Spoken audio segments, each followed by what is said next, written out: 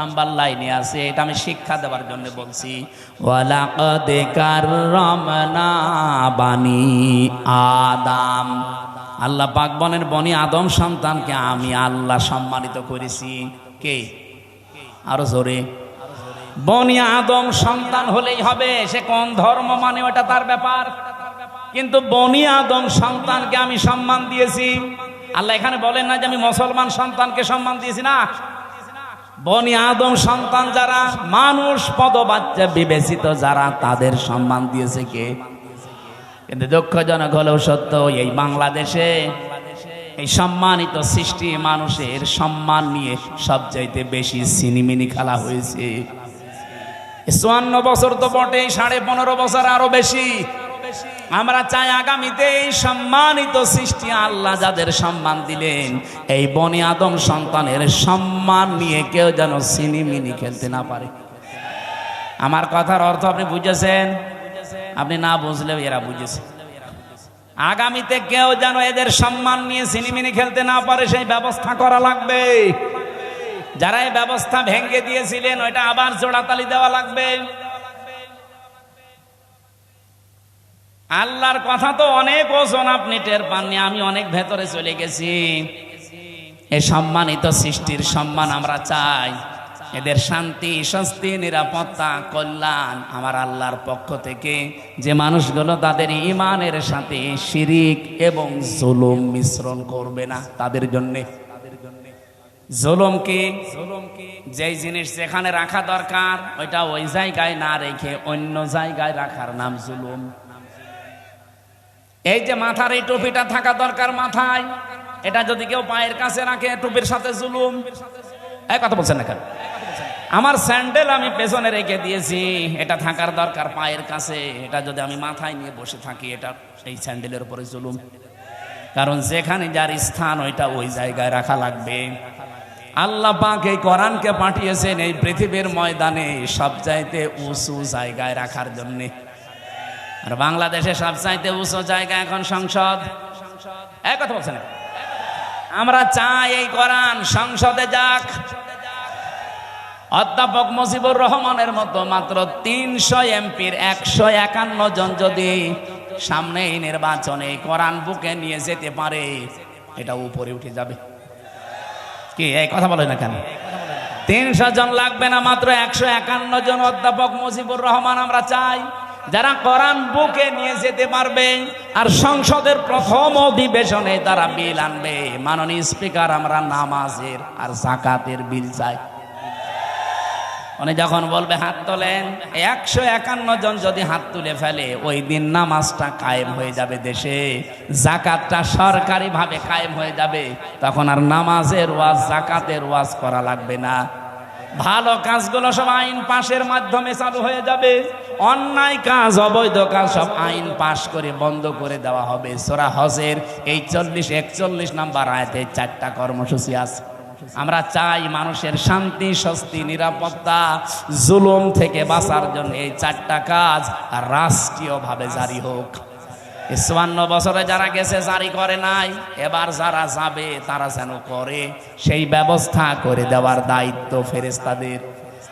কাদের? বলেন বলেন। আমি যে আয়াতের শেষ অংশ পড়েছিলাম এই সংক্রান্তই আমি এসেছি এবার জায়গা মতো। আল্লাহ পাক বলেন, কাবুরা আলাল মুশরিকিনা মা তাদউহুম ইলাইহি। আমি ওই কমিশনের এটা বাদ দিয়ে দিলাম। আমি একটা শিক্ষা দিতে চেয়েছিলাম, আমার মনে হয় আপনারা বুঝে ফেলেছেন যে দেহ আমার, সিদ্ধান্ত আমার, এটা আল্লাহর সাথে শিরিক। কারণ দেহ আমার না, সিদ্ধান্ত আমার না। দেহ আল্লাহ বানিয়েছে, সিদ্ধান্ত তার। ওটা সূরা আরাফের 54 নম্বর আয়াতের মাঝের অংশে আছে, আপনি বাড়িতে তাফসীরে দেখে নিন। আমার আয়াত হচ্ছে সূরা শুআরা, সূরা শুআরার 13 নম্বর আয়াতের শেষের অংশ। আমরা যদি সত্যি এই দেশে 151 জনকে সংসদে পাঠাতে চাই যারা বুকে কোরআন নিয়ে প্রবেশ করবে, এই কথা শুনলে সবচাইতে বেশি রাগ করবে মুশরিকরা। এই জন্য কাবুরা আলাল মুশরিকিনা মা তাদউহুম ইলাইহি। হে নবী, আপনি যেদিকে ডাকতেছেন মানুষকে, জান আকিমুদ্দিন, যেটা অধ্যাপক সাহেব পড়ছিলেন, নামাজের মতো, রোজার মতো, যাকাত দেওয়ার মতোই ফরজ হচ্ছে আল্লাহর এই জমিনে আল্লাহর বিধানটা কায়েম করা। এই পৃথিবীতে যত নবী আল্লাহ পাঠিয়েছেন শুধু 2 জন নবী বাদ দিয়ে প্রত্যেক নবীর উপরে তাদের আসল মিশন আর ভিশন ছিল এইটা, আনাকিমুদ্দিন ওয়ালা তাতাফাররাকু ফি, দিন কায়েম করো, কোনো ফতোয়াবাজি করবা না। এই বাংলাদেশে এরকম একটা পরিবেশ তৈরি হচ্ছে, দল মত জাতি বর্ণ ধর্ম নির্বিশেষে সবাই গোবিন্দ পরামানিকের মতো মানুষ বলছে এই দেশে ইসলাম কায়েম হলে আমরা সবচাইতে নিরাপদে থাকতে পারবো।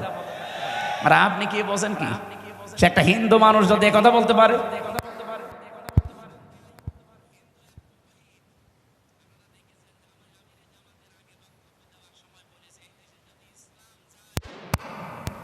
অন্যান্য ধর্মের মানুষেরা সবচাইতে বেশি নিরাপত্তায় থাকতে পারে, তারা অলরেডি এখন বুঝে ফেলছে।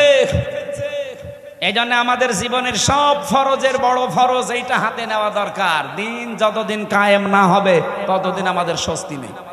এটা কারো কাছে যদি রাজনীতি মনে হয়, হ্যাঁ এটাই আমাদের রাজনীতি। এটা যদি কারো কাছে মনে হয় যে এটা ধর্ম ব্যবসা, হ্যাঁ এটাই আমার ধর্ম ব্যবসা।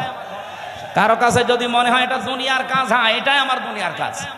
কারণ আমার এই কাজ দিয়ে আমি আখেরাত তৈরি করতে চাই। আমি একা না, আমার চাইতে বড় বড় যারা, আপনি তাকান, শারাআ লাকুম মিনাদ-দ্বীন মা ওয়াসসা বিহি, ওয়াসসা মানে কি? শক্তিশালী উপদেশ। আল্লাহ বলেন শারাআ লাকুম মিনাদ-দ্বীন, আমি নির্ধারিত করে দিয়েছি। নিতের তাফসীর পড়তে গিয়ে দেখেছি এই পৃথিবীতে যত নবীকে আল্লাহ পাঠিয়েছিলেন এক একজন নবীর শরীয়ত ছিল আলাদা আলাদা, কিন্তু দিন ছিল এক। আমার কথা বোঝেন? পৃথিবীর যত নবীকে আল্লাহ পাঠালেন প্রত্যেকটি নবীর দিন ছিল এক, কিন্তু শরীয়ত আলাদা আলাদা। এটা বোঝাতে গিয়ে আমি তাফসীরে একটা উদাহরণ পেয়েছি। এই এদিকে তাকান, একজন বাড়িওয়ালা 5 জন কর্মচারী রেখেছে, এক একটা কর্মচারীর কাজ আলাদা আলাদা। মালিক কয়জন? আরো জোরে। কিন্তু কাজ যাদেরকে 5টা কর্মচারী আলাদা আলাদা দিয়েছে, প্রত্যেকটা অর্ডারের উপরে মালিকের যেহেতু হুকুম আছে, প্রত্যেকটা হুকুমের দাম আছে না নেই? তারা তো প্রত্যেকেই মালিকের কর্মচারী, কাজ এক একজনকে এক একটা ভাগ করে দিয়েছে। কেউ বাজার করবে, কেউ বাড়ি ঘর ঝাড়ু দেবে, কেউ দারোয়ানিতে করবে। আল্লাহ পাক বলেন আমি মালিক, আমি দিন একটাই পাঠিয়েছি, কিন্তু এক এক নবীর শরীয়তে জীবন বিধানের ভেতরে আলাদা আলাদা নিয়ম দিয়েছিলাম। আমাদের নবী মুহাম্মদ রাসূলুল্লাহকে আল্লাহ যে শরীয়ত দিয়েছেন, আদমকে সে শরীয়ত দেয়নি। হযরত ঈসাকে যে শরীয়ত দিয়েছে, মুসাকে সেটা দেয়নি। কিন্তু লক্ষণীয় বিষয় একটা, যত নবী এসেছে দিন সবার কিন্তু এক ছিল, আর সবাইকে আল্লাহ নির্দেশ দিয়েছে আনাকিমুদ্দিন, দিন কায়েম করো। তাফসীরে আমি 2টা জিনিস এখান থেকে আরো ফলো করে পেয়েছি। এইদিকে তাকান, দিন যতদিন পর্যন্ত কায়েম না হবে তোমার ব্যক্তি, পরিবার, সমাজ, রাষ্ট্র, এলাকায়, আবার শুনেন, দিন যতদিন কায়েম না হবে তোমার এলাকায়, তোমার ব্যক্তিতে, পরিবারে, সমাজে, রাষ্ট্রে, যতদিন পূর্ণাঙ্গ দিন কায়েম করার সম্ভব হবে না, ততদিন পর্যন্ত যতটুকু দিন আছে অতটুকুই টিকিয়ে রাখার জন্য চেষ্টা করা লাগবে। না আমি বোঝাতে পারিনি, এটা একটু কঠিন। দিন এখনো বাংলাদেশে যেহেতু কোরআনের 500 আইন আছে, একটাও কায়েম নেই। আছে? হ্যাঁ, কিছু কিছু আছে হালকা। এই যে পারিবারিক আইন, যেটা বিবাহ শাদী, এটা ইসলাম দেখেই হয়। আমাদের জমি জায়গা বন্টন, এটা ইসলাম দেখেই হয়। এক কথা বলছেন এখানে, নাকি অন্য কোনো নিয়ম নীতি মেনে করি আমরা? হ্যাঁ, সে ব্যক্তিগত কিছু মানুষ আলাদা আলাদা করতে পারে, সেটা আলাদা। কিন্তু আমরা অধিকাংশ মানুষ অন্তত পারিবারিক জীবনী আইনগুলো এখনো আছে। তাহলে যতদিন পর্যন্ত পূর্ণাঙ্গ দিন এই দেশে কায়েম না হবে, ততদিন পর্যন্ত অন্তত যতটুকু দিন আছে এইটাকেই টিকিয়ে রাখার জন্য চেষ্টা করা লাগবে। এখন সেইটাও যদি হাত ছাড়া হয়ে যায়, ওরা যে 318 পৃষ্ঠার রিপোর্ট দিয়েছে, পুরাটা পড়ে আমি নিজের এই ছোট মাথায় পেয়েছি প্রায় 13টা কোরআনের আয়াত ওরা পাল্টিয়ে ফেলেছি।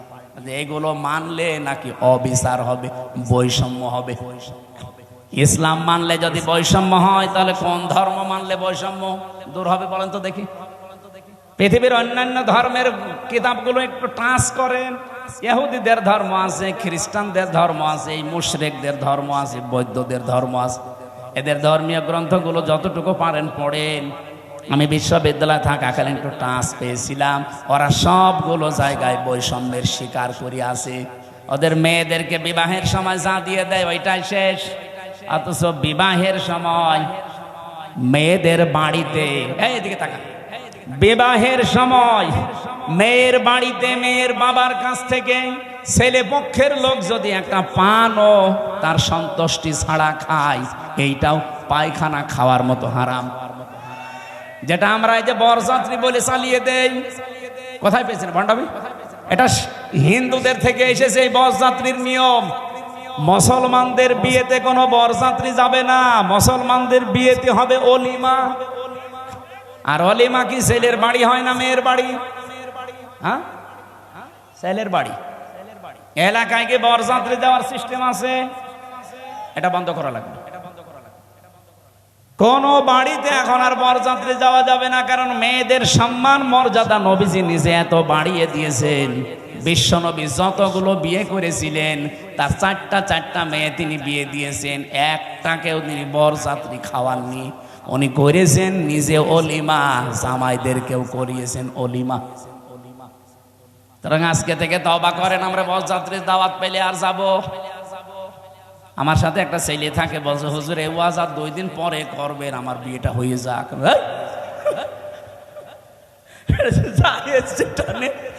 জায়েজ নেই তো জায়েজ নেই, ওইটা আমি জায়েজ করবো মানে আজকে থেকে হারাম।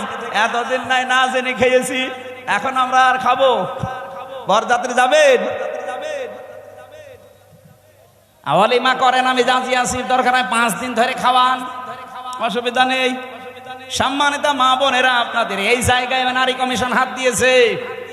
কত সম্মান আল্লাহ কোরআনে কারিমে নবীজির হাদিসে সূক্ষ্ম ভাবে আল্লাহ দিয়েছেন।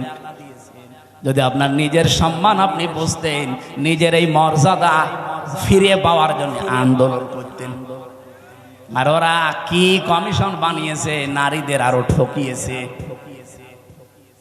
ওরা বলে যৌনকর্মী যারা তাদেরকে শ্রমিকের মর্যাদা দেওয়া লাগবে।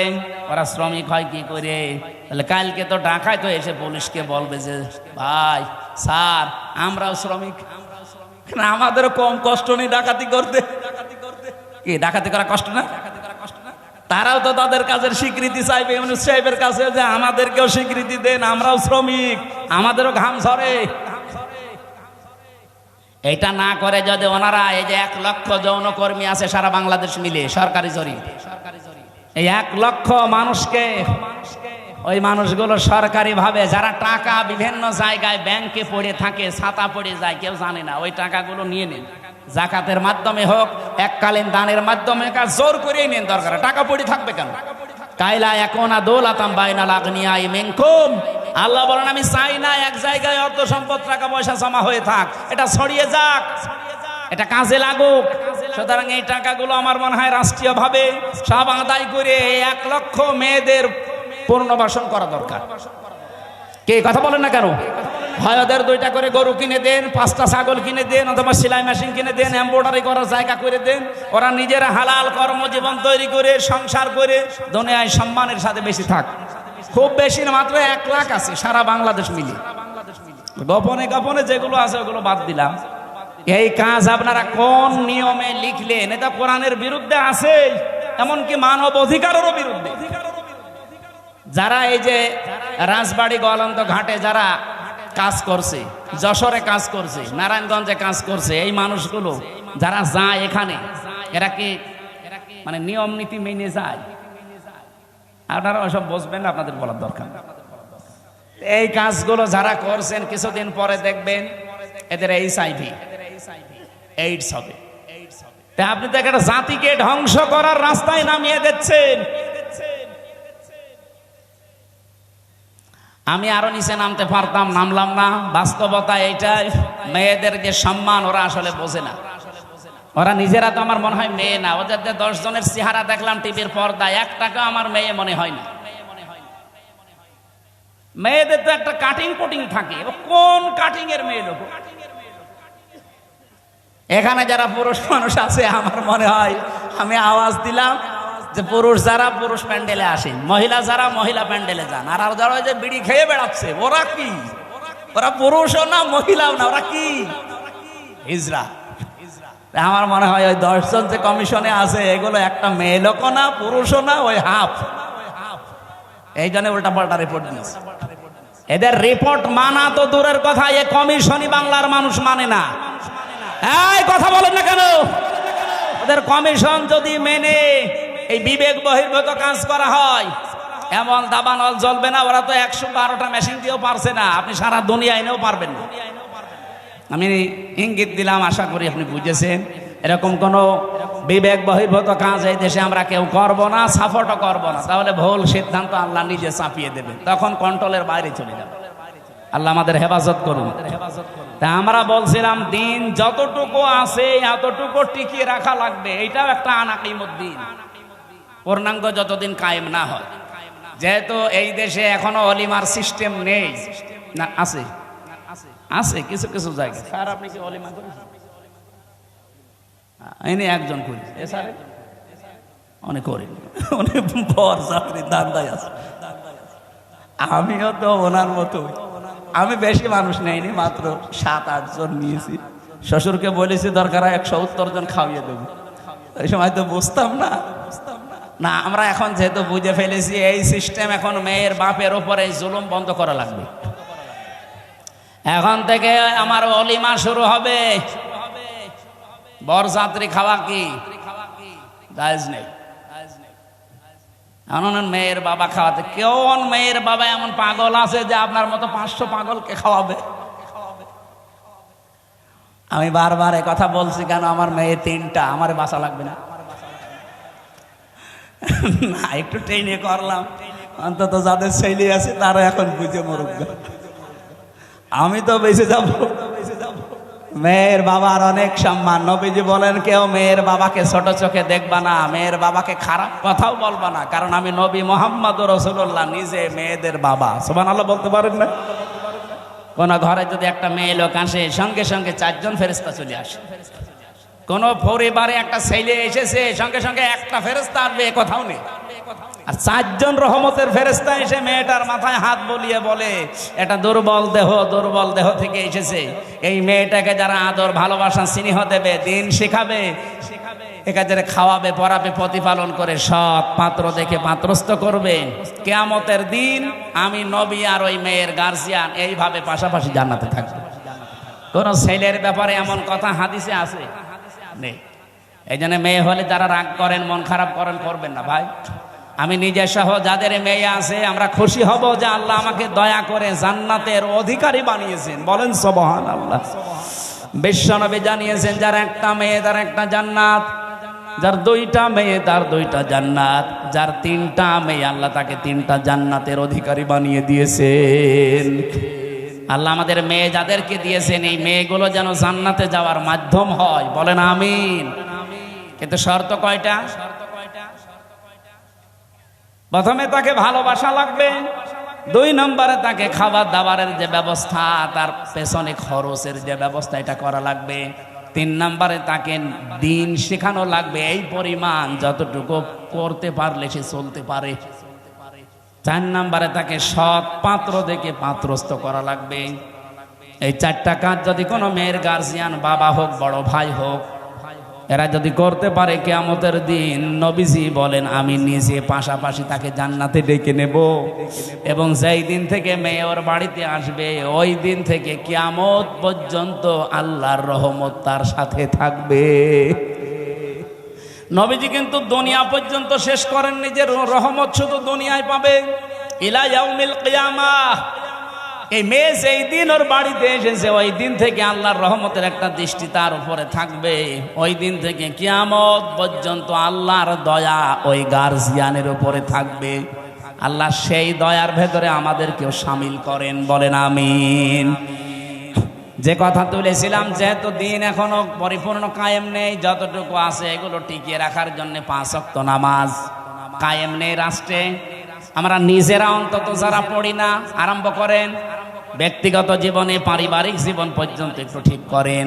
ওয়ামুর আহলাকা বিসসালাতি ওয়াসতাবির আলাইহা লা নাসআলুকা রিজকা নাহনু নারযুকুকা ওয়াল আকিবাতু লিত্তাকওয়া। সূরা তাহার 132 নম্বর আয়াতে আছে, হে নবী নিজে নামাজ পড়েন, যেহেতু এখনো কায়েম করতে পারেননি নিজে নামাজ পড়েন। পরিবারস্থ লোক যারা আছে তাদেরকেও নামাজের তাকিদ দেন। আমি আল্লাহ আপনার কাছে রিজিক চাই না, বরং আমি আল্লাহ আপনাকে রিজিক দেই। আর শুভ পরিণাম অপেক্ষা করছে আমার মুত্তাকি বান্দাদের জন্য। এজন্য দিন যেহেতু এখন আমরা কায়েম করতে পারি নাই, পূর্ণাঙ্গ ভাবে যতটুকু আছে এতটুকু টিকিয়ে রাখার চেষ্টা করা ফরজ। আর এই কথাগুলো বললে সব চাইতে মন খারাপ হবে, খারাপ লাগবে যারা শিরিক করে বেড়ায়, যাদের ইমানের ভেতরে শিরিক আছে, যারা মুশরিক তারা। আল্লাহ পাক বলেন, আল্লাহু ইয়াজতাবি ইলাইহি মাইয়াশা।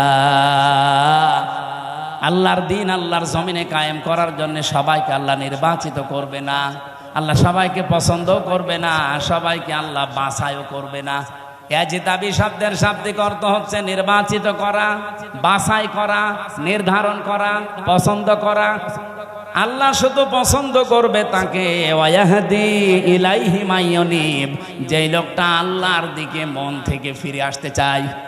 সুতরাং আজকে থেকে আপনি আল্লাহর বিধানের দিকে মন থেকে ফিরে আসার চেষ্টা করেন, আপনাকে আল্লাহ দিন কায়েমের কর্মী বানিয়ে দেবে ইনশাআল্লাহ। আল্লাহ আমি সহ যারা এসেছি এই জমিনে দিন কায়েমের একজন কর্মী হিসাবে দায়িত্ব পালন করা আল্লাহ যে কবুল করবেন, তাদের সাথে আমাদেরকেও যেন পছন্দ করেন, বলেন আমিন।